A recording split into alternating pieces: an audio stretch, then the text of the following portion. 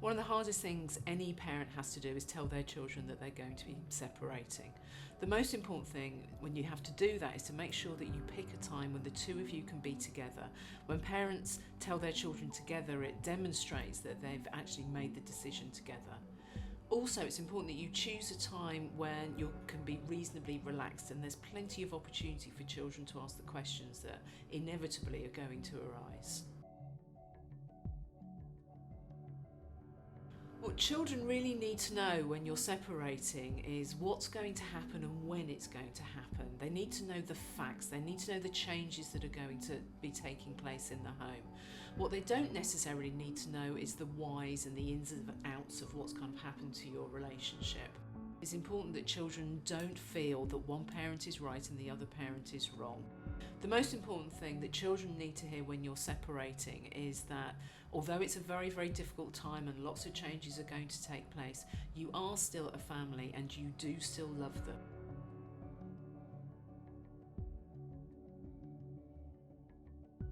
It's very common for emotions to be running high when couples are separating, and what you need to make sure you do is that you separate those times when you really need to let off steam from the times when you're with your children. So if you're feeling angry, frustrated, if you're worried and nervous, if you need to cry, then take those feelings to friends, to family, and let those emotions out there, but keep them separate from the decisions you need to make for your children and the conversations that you have with them. Children, especially young children, can get very upset when they see strong emotions in a parent.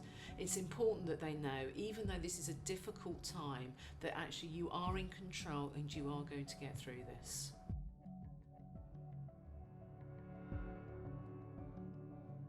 It's really important that children aren't left feeling that they've got to take sides with one parent or the other.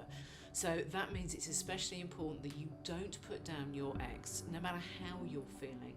And remember, if you do, that you're actually really putting down half of your child as well.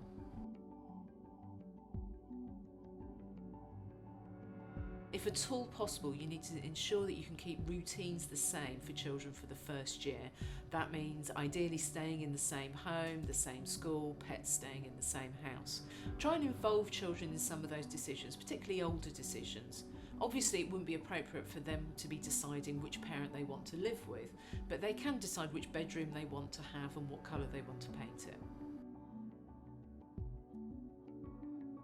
Wherever possible, it's best to have equal contact between both parents. So when it comes to arranging those contact arrangements, remember you can have face-to-face contact, you might have Skype contact, you might have text. There are lots of different ways of keeping in touch these days.